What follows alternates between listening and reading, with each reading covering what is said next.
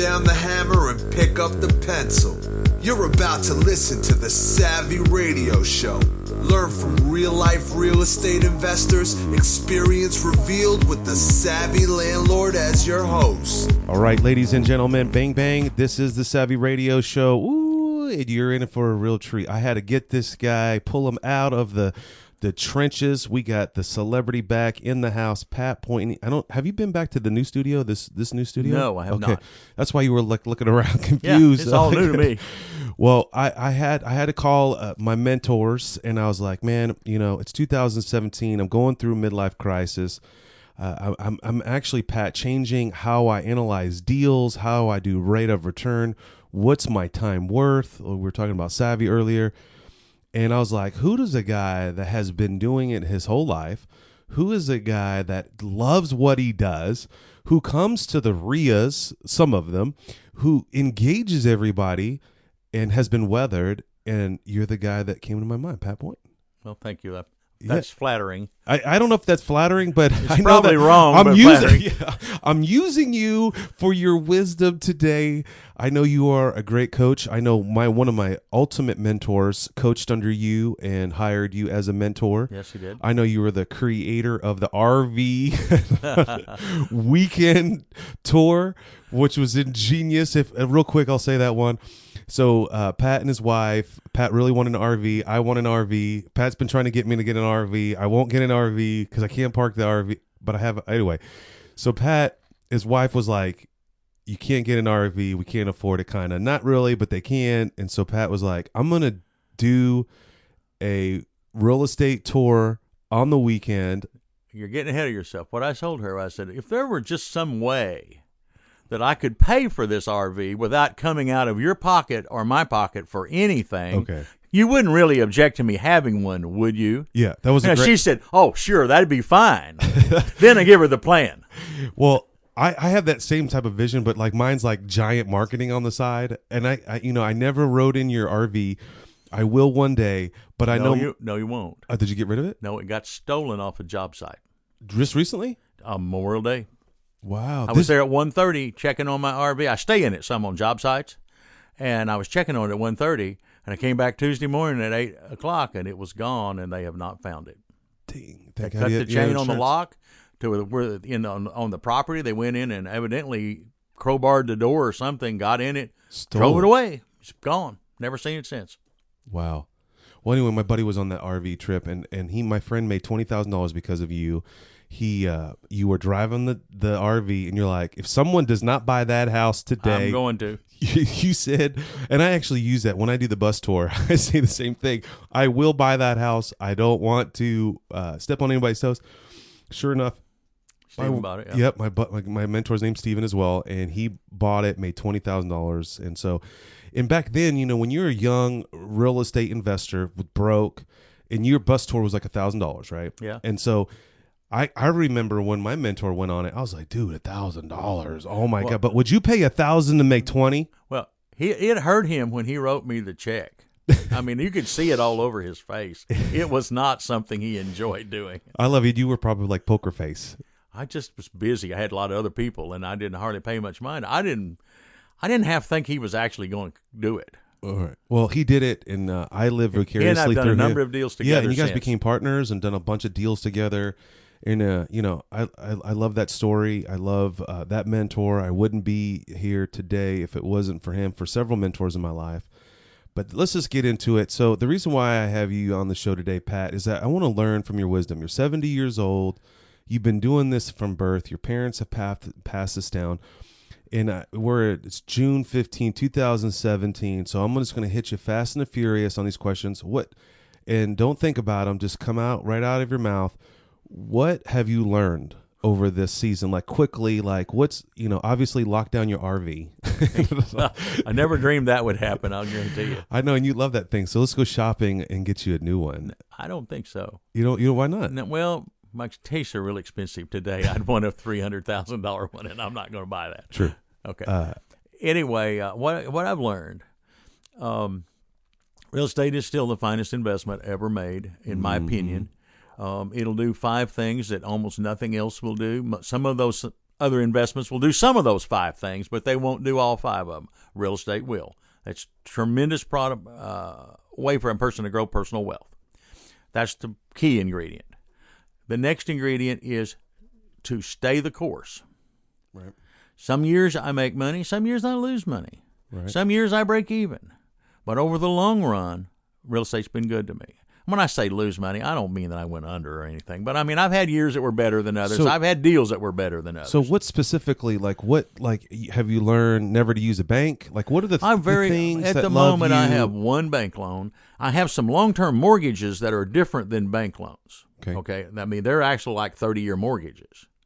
And then I have only one bank loan at the moment, and I'm hopeful that I'll be able to pay it off in the next 12 months, and I don't really use banks at all. So, was that something that was passed down from your dad, or is that because you didn't like bank? I mean, I know you like money. I know you like to borrow money, but was it like, what was a defining moment that said, hey, I'm not going to pursue banks. I want to be creative? My dad struggled all his life with needing a good bank, and he'd have one, and then the banker'd leave, and then he'd get a new banker, and he'd have to start over, and the bank would sell. Every bank in Oklahoma has changed hands 3 or 4 times, yes. And all that puts you back to square one.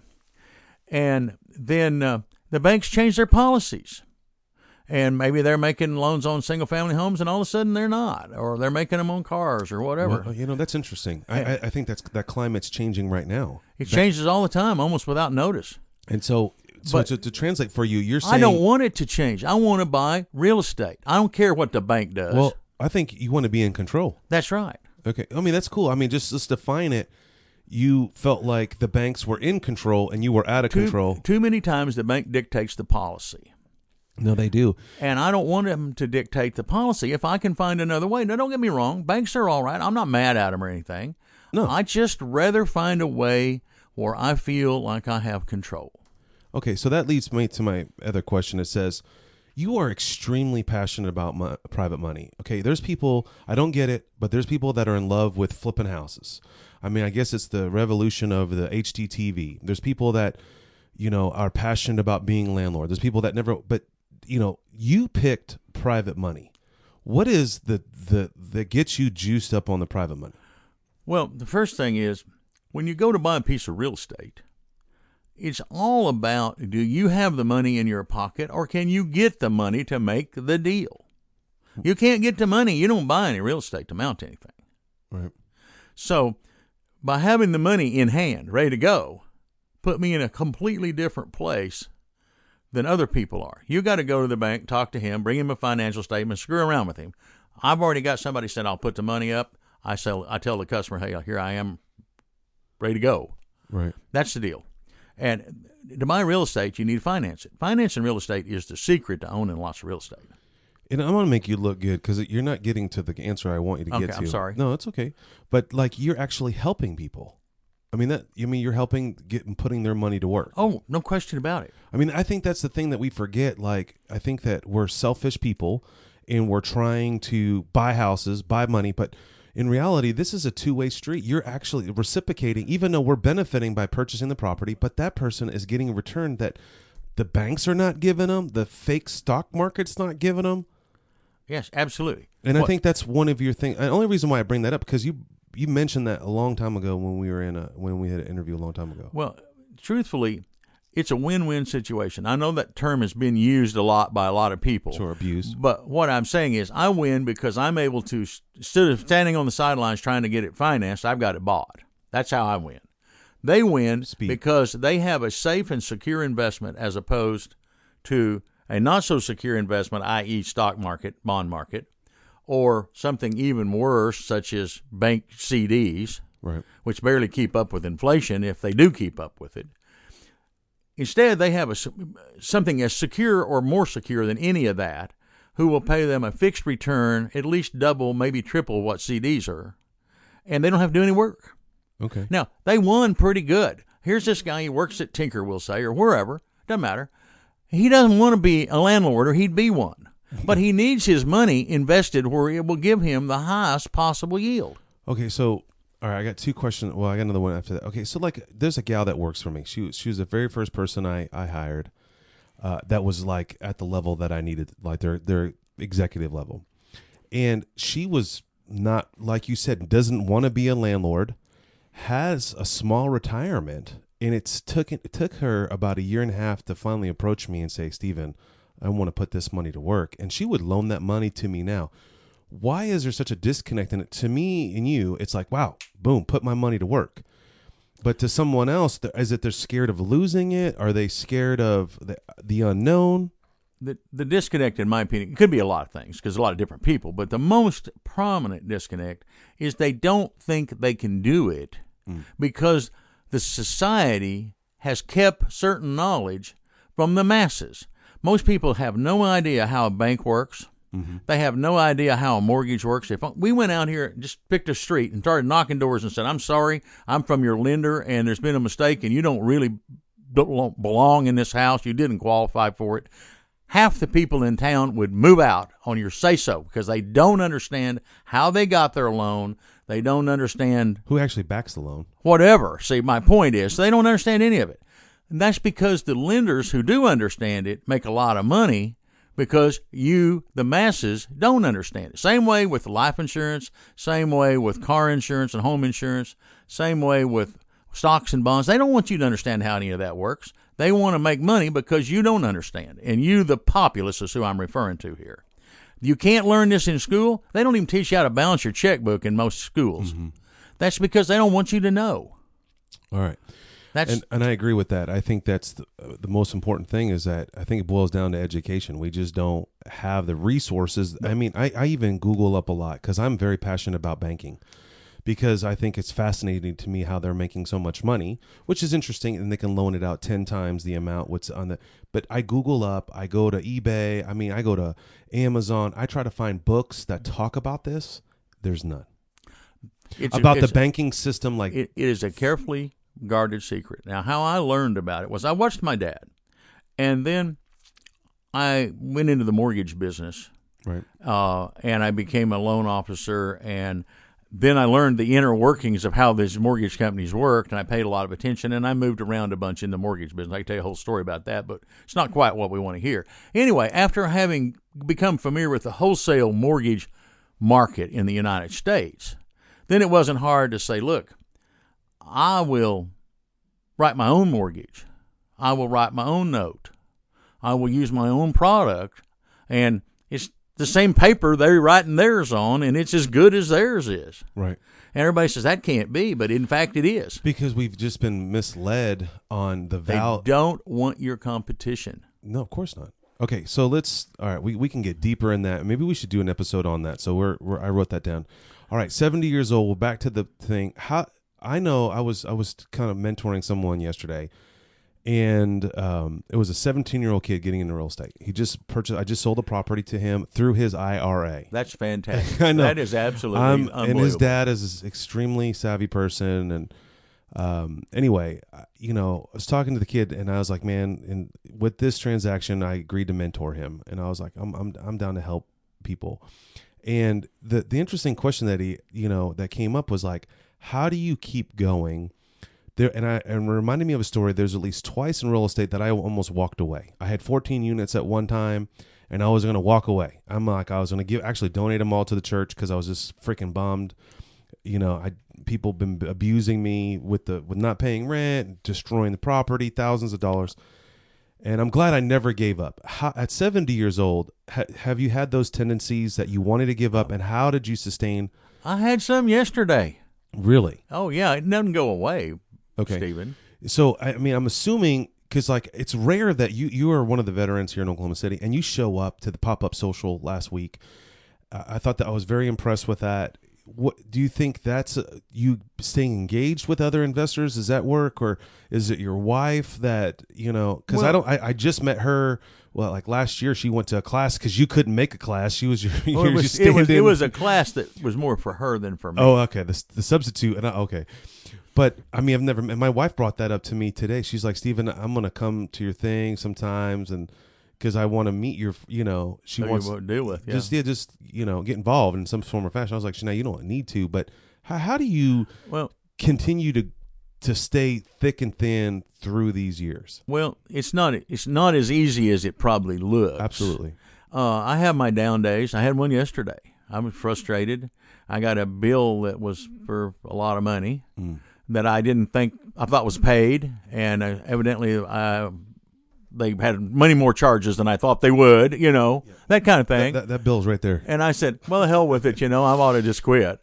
My wife says, no, we ain't about to do that over $10,000 or $15,000. I mean, it pisses you off, excuse that language, but it does. But the truth is, it didn't really change my life. It just aggravated me. Or somebody moves out and tears a house up. That just I happened to me. I just want to kill them, But I mean, the truth is, I don't. I just feel frustrated. On the other hand, what about the days when I'm going bass fishing in my bass boat and somebody's paying the rent? And I can afford to go fishing in my bass boat today. Right now. Because somebody's paying the rent. Some dozens and dozens and dozens of people are paying their little share. I don't think about it on those days. I only think about it when you call me and say your hot water tank is broke. That's when I think about it. But so it's a human thing. The good days you don't remember, the bad days you do remember. Well, sometimes I'll drive by because my wife has to stay home, and I'm like, this is what I say to her sometimes, and it's just random. I'm like, this is what real estate can do for you. I mean, you can live the life, the freedom, but I think people are not willing to sacrifice. I mean, it took you many years to get to where you're at.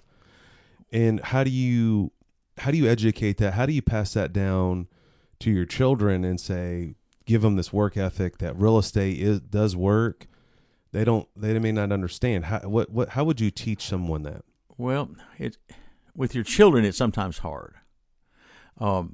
Sometimes other people can teach them better than you can teach them. And unfortunately, that's the case. Now, I was blessed. The way I learned the real estate business was from my dad and from a couple of his friends that he got me jobs with so that I could learn from them.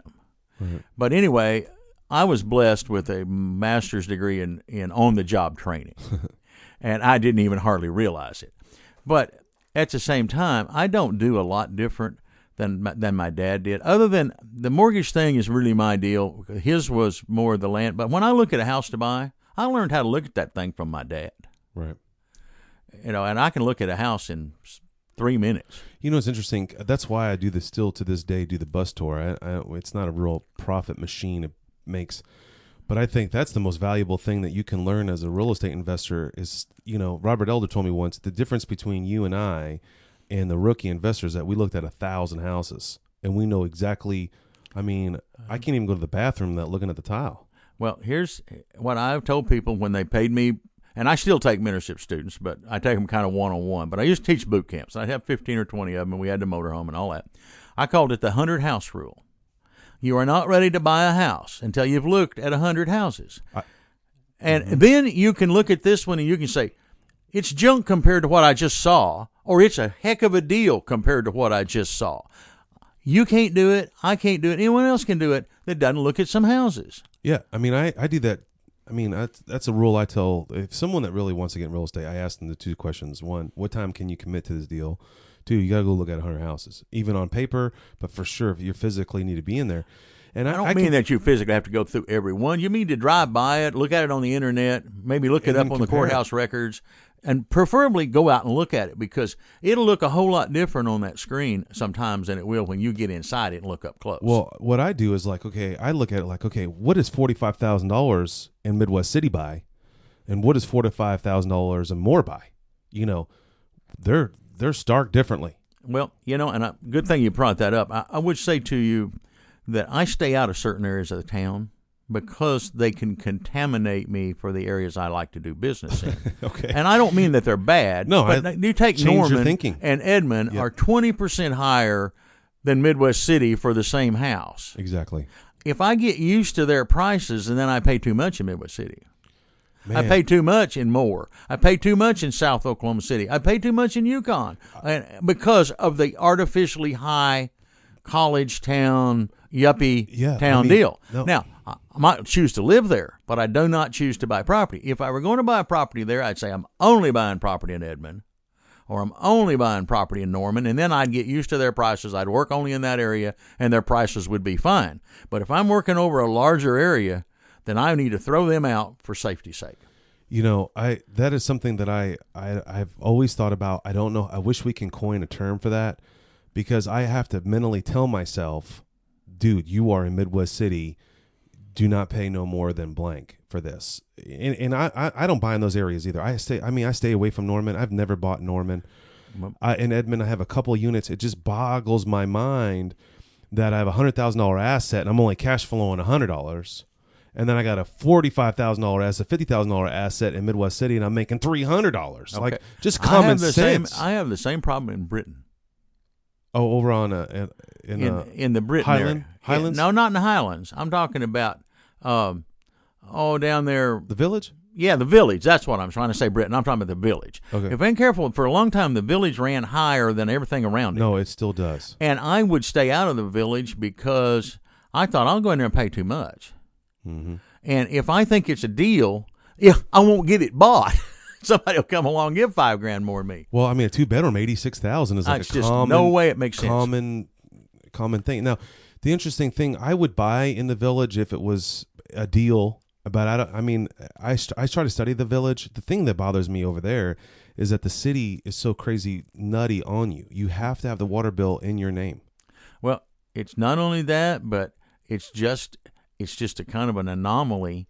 And anytime you're dealing with what I think of as an anomaly, that hurts your ability to do it. Now, conversely, I'll tell you another one that I have to be very careful about. Definitely. I live out east. I sometimes get properties out in Shawnee, and they're 20% cheaper than Midwest City. And if I ain't careful, I can pay too much in Shawnee just as easy as I can pay too much in Midwest City from going to Norman. So you can get it too low as well. Okay, so we're going to have another podcast on rural areas because I really have some so it's 20 minutes. I've learned that through reading a bunch of books that a good podcast is 20 minutes. Okay. So it keeps people's attention because we're going to go for days, you and I. Because I wrote down, so I already got the next podcast. So if you're going to tune in, ladies and gentlemen, you need to do that. Do you have a last comment before we wrap this one up? Well, real estate will make you wealthy. Even if you have no education. But Don't you need education. real estate education. So let's just be clear. You can go to school, get a degree, which I've met people that have gotten degrees, spent $30,000, $40,000 going to some great college, and they're making $10 to $12 an hour to this day. Or you can take no money, go to the library, maybe spend a couple $1,000s on a mentor, and make millions of dollars. What a great trade out. You absolutely can. So become educated in the right way. All right, real estate does it. Pat, I appreciate you being a Course of Celebrity interview. We'll bring Pat back. We're going to talk about. You'll find out. Thanks for listening to the Savvy Radio Show. Glide online and listen to our other motivating episodes at SavvyRadioShow.com. Connect on Twitter at LandlordBook and always be buying assets.